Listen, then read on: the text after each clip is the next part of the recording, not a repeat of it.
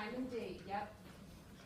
One of the drawbacks of the Fitbit that I have heard and is the way it's charged. It has the 3 little circles, and if there's some dirt or grime that gets in there, it doesn't charge very well. This has at least a year. What you charge it once a year. I think you just buy a new. Like a battery, it's a year-long battery. So there's some different options. They do basically the same thing. It's just what the characteristics that you want. You don't have to spend $100 on these. You can get the old pedometer. You can and just count your steps if that is something that motivates you. There's a lot of free apps. One of the main ones that I like is myfitnesspal.com. You can enter your food diary. They've made it really easy where you can, there's a scan button on the site, and you can actually hold your phone up to the item, up to the barcode, and it finds that item. And so you don't have to even type things in. You can log your exercise, and it can give you a lot of information, and that's free. And so it's great to have a motivating tool, little reminders. I have one of the Garmin products actually for golf, and little tidbit: if you're having a hard time charging your device with the 3 little prongs, if you connect the charger to your device first and then plug it in, it will charge better. So that's a little tidbit. Some of the Garmin products they're having a hard time getting them to charge. So, and that works for me. So if you have any more questions, you can ask me.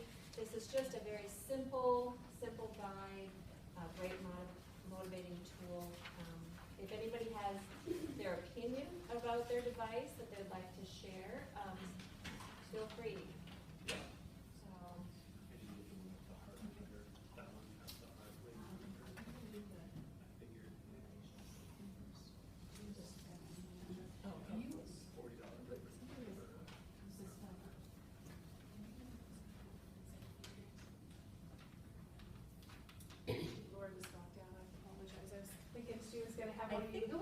Wasn't somebody going to come up and tell their success story?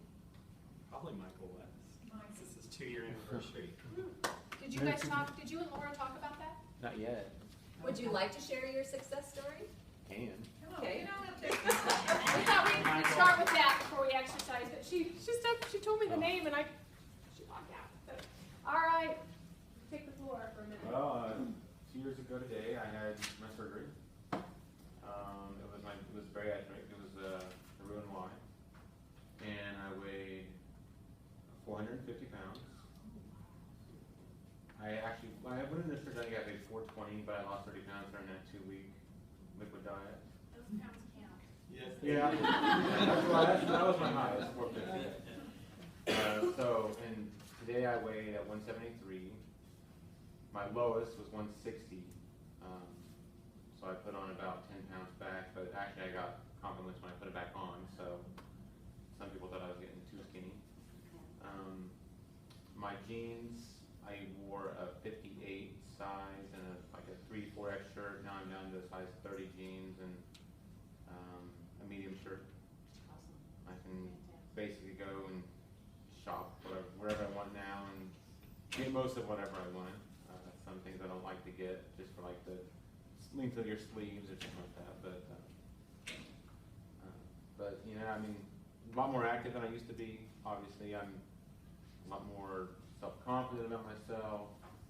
I mean, people treat you differently, so it's, and I lost most of my weight after, 15 months into it, that's when I was at where my goal weight. So that's how long it took me to get there. And since then, I've actually stayed very consistently with that weight, which was I think about 170. So I quit tracking I used to weigh myself like all the time. Now I'll go a few weeks now without weighing myself. Sometimes I'll think I'm overeating, so I'll weigh myself just to make sure I'm not getting too high. The hardest part I think for me now is making sure I'm eating the right things, because sometimes I'll get real hungry and I'll go snack on maybe some chips or something, fill up, and then I don't get my protein in like I should, you know. So, and I kind of got bored with a lot of the stuff that I was eating, to like the protein stuff, and so I kind of got to watch that, make sure I'm eating the right stuff. And it's not hard for me to eat the right amount; it's just more maybe just the right items. But I mean, I don't know. That's, you know, basically, I mean, it's been 2 years today, so.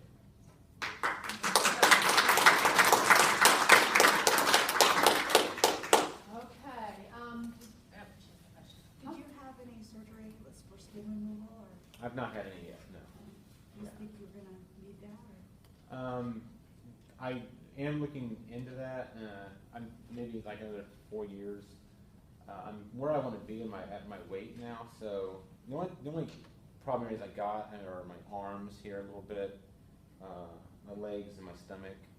I've had 2 surgeries since my actual bariatric surgery, because I had to have my appendix out the year after that, and then a year after that I had to have I had a hernia. So I had a couple intestines that were twisted. So I had 3 surgeries, you know, in the last 2 years.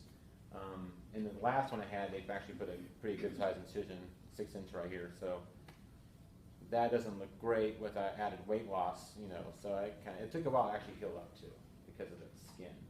But I mean, definitely looking into it. Just, I mean, I think you got to spend, I mean, to get all of it done, and I think it's like anywhere from around 15,000 really to get all those things done, 15 to 20,000. So maybe in like about what, 2020, I'm thinking about doing that. Did you incorporate an exercise program at all at some point? You know, I've not really been too vigorous on the exercise. I mean, the strength, and I really kind of needed to do that. It's kind of why I was glad to come to this one here today, because I think that would, I don't know if how much it'll help with the skin. I've been told that it doesn't do a lot necessarily, unfortunately, but. I think it depends. You know, there's 2 completely different scenarios that Yeah. I have. People I know, one was a 45-ish female, and she started an exercise program even prior to her surgery. Yeah. She lost her weight a little slower. You know, it was a full year, but she did lose 100 pounds, but she did get on an exercise program. I don't know where that extra skin went. Yeah. And she was in her 40s, and I just don't see, you know, I don't see it. And then another actual patient of mine, she lost quite a bit more. She lost maybe 160 pounds, but she'll stop in and say hi. And she did have a lot of excessive skin, and she did have the total body lift. The one thing, you know, what she really, she did start an exercise program also, but it didn't, she still ended up with that excessive skin. But one thing that after she had her skin removed, she was able to feel her muscle tone, and that was very uplifting and motivating for her, because she could see her, you know, or feel her muscle tone again, and she was very happy about that. And she carries around on her iPad a before and after picture, and just a great. She should do one of these sport groups. Well, one thing I noticed is when I was heavier, I actually had a lot more strength. And I mean, now when I go to push open a door, it pushes back. I'm like, I can't even have the time. I got to use a lot more strength to get that door open. So the strengthening is really important, because I've actually lost a lot of that since I've lost my weight. and then you had a couple other procedures too. Yeah. That you had to go from. So I noticed a lot of my arms. My arms Yeah. are very Yeah. Mm-hmm. So. Yeah. Great.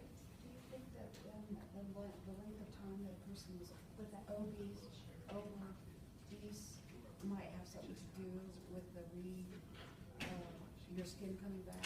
Yeah, I think. Does that have anything to do with it, or is that just? Well, the one friend of mine who was 45 and did not have that excessive skin, she was obese as a child, and so she lost the weight. Well, no, I shouldn't say that. You know, maybe from a teenager. But you know, according to what she incorporated that exercise program. She started out very slow. You know, when she first started out, she was able to do 10 minutes on the recumbent bike, and that was it. You know, a year later, she was an hour on the elliptical. You know, and so she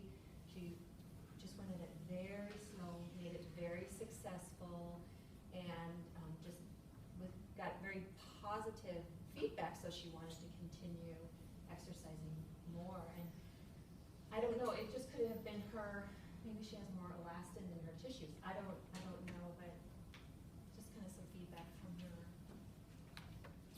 A few of you guys that are coming in late, I don't want to, we're going to be exercising, so I think what we'll do, I think we probably need to bring some of them up a little bit. And we're going to get started with that. So, How can we put some chairs? yeah, maybe a I think second we row? need to, if anybody, anybody wants to just scoot up a little bit. I don't want anybody to feel like they're way back here. We weren't sure how many of you guys were coming, so we just guessed. While she's doing that, I have another, I did not make copies of this, but this is a great article. Anywhere is Easy to fine. find on the internet. It is an article that Runner's World had, and it's Sitting is the New Smoking. And it talks about the new studies out there that, that's sitting, and that has to go with the research behind your device. People that get up and move, even if they're taking phone calls in a standing position, doing our notes in the standing position, we're very conscious of that down at work. We stand as much as we can, and there's a great research on how bad sitting most of the days is bad for your health. So I don't have any copies, I'm sorry, but if you just Google Sitting is the New Smoking, Runner's World, it's a great article to read. All right. I gotta get a few more tubes out. How many people still need a couple bands? You wanna come on in? You wanna? Yep. Not as convenient for a lot of people, but it works really well. So yeah, the hamstring curl, you can shut that knot in the door and pull back. Okay. We're going to do some standing exercises for those legs next. The bands can come off. I want everybody to go to the back of their chair. And it's the back of the chair. You don't need a band. The back of the chair is going to be for balance. And I want you to go, give yourself room. Move the chairs if you need to. You want to grab a chair yourself? First one's just up on the tippy toes. If you don't want to stand, you do them seated, up on the toes. If it's super easy, then you can go to one leg. But you need to probably hold on. Okay? So try a few more of those.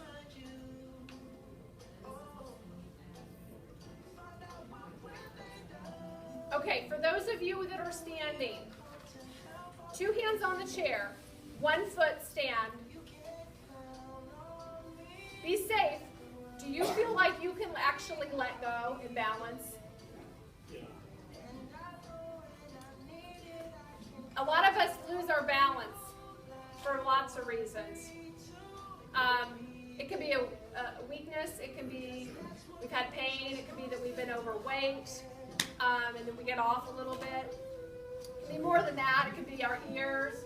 But I like you guys practicing your balance by a countertop. Some of you will never let go, and that's okay. You have to be safe, and I don't want it to hurt a lot. But I would practice by countertop and see how long you can hold your body position. If that got easy, you could move your arms. Don't do this unless you're really stable, but you could move your arms around a little bit. You're going to think about keeping your pelvis level and your tummy muscles engaged. Okay? When we walk, we're on 1 foot half the time. So we want to maintain our balance and improve it if we can. So when you're standing, I want you to work on that a little bit too. This is almost more important than all of the other things because I work in an old folks home. Yep. We see people that have fallen all the time downstairs. So I don't take balance lightly. As soon as they start using the rascals to get around the old folks home, they lose mobility really fast. Right. If you don't use it, you lose it. And balance is, and this is mostly on strengthening, but balance is 1 part of being physically fit. We've got to have good endurance, we've got to have good balance, good strength, and good flexibility. So we can take this so much further, but if you can just master that one first, and if you can't without letting go, you know, you could have 2-hand support, you could have 1-hand support, you could have fingertip support. It might be work just to stand with 1 hand. So You can incorporate it in your day. right. While you're brushing your teeth, as your trigger to balance while you're brushing your teeth, and you're a little distracted. I mean, I call this the microwave exercise. 30 seconds, whatever. So it's hard to fit everything in. So just, she's right, wherever you can fit it in. And that brings up a good point. You know,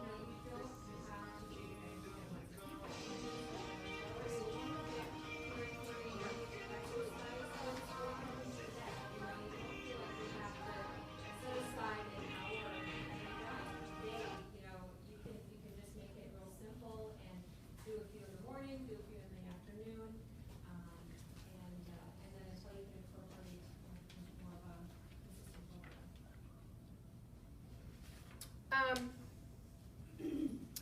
I'm going to bring up squatting. A lot of us don't squat correctly. A lot of us do not use our behinds enough.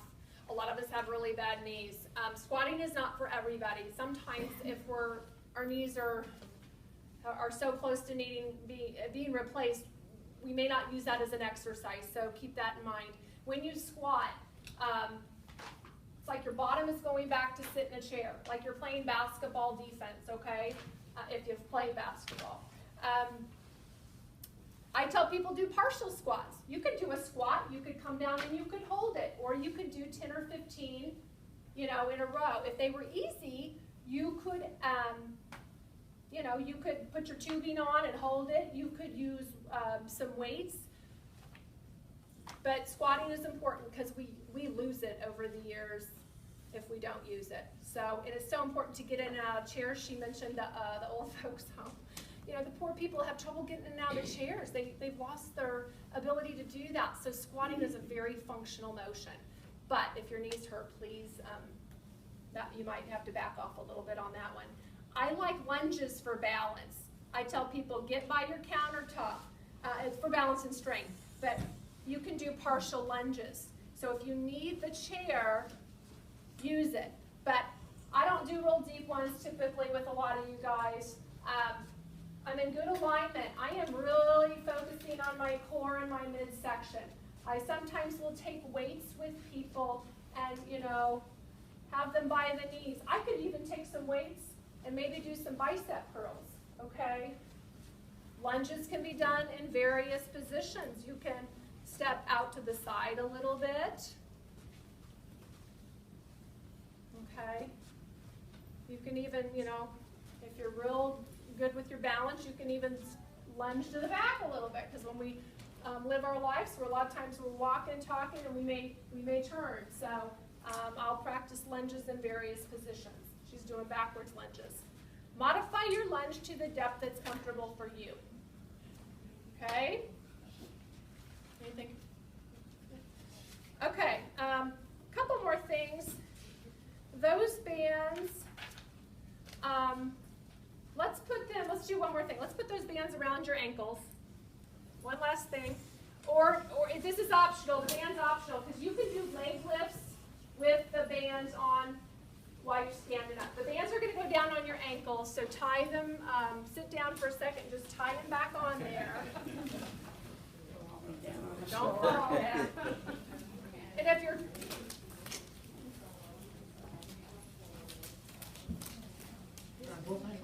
both ankles.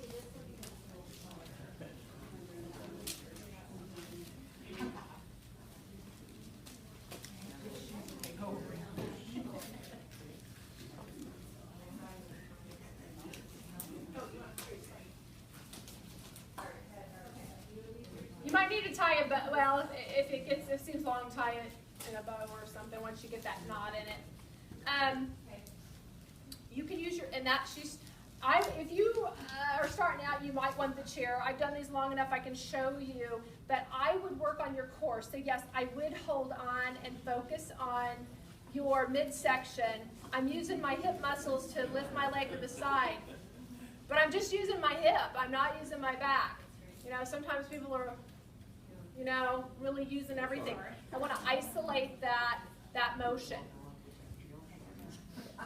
This is something down the road. Less hand support, more, you know, works on your balance more. But I need you guys safe, number one. Okay, so try a few with the other leg. That's good on this side. And use your chair by all means if you need it. Does it hurt? Well, it doesn't hurt, it just Tires? it's very awkward. A lot of people are very weak in the hip abductor muscles, the ones that hold your leg solid when you stand on one leg. There's a lot of that happens, okay? So that helps immensely support your joints, support your knees, support your back. Really kind of focus on tightening your stomach when you're doing those. You can do them backwards. Baby lift to the back. I'm not using my back, I'm using my behind. Okay, so it doesn't have to be a really, you know, big lift, just little lift to the back. So I'm going to do about, you know, 10 or 15 on each leg.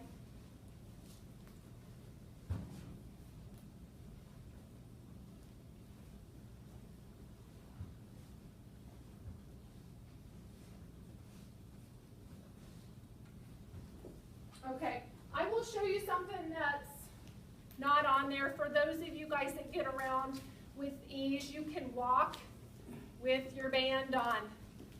You can walk sideways with your band on.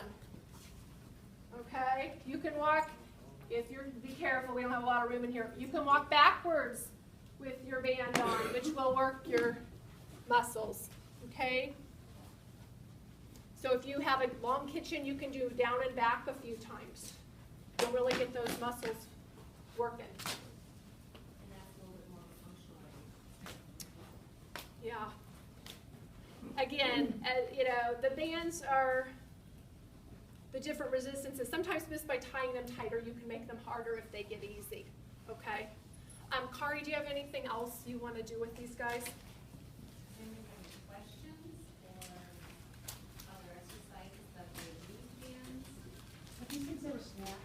You know what, good question. These bands, they will break over, I don't know. I've had them at home, same bands for sometimes for a couple years, but yeah, they do eventually just kind of break. It's usually a startle effect. It usually is not like anything drastic. It's just like, whoop!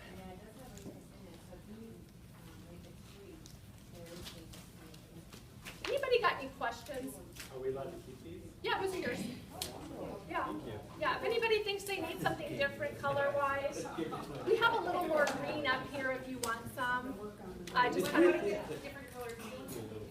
yellow, red, yeah, it doesn't equate to, Yellow is easier. yellow is the easiest, red, and then green.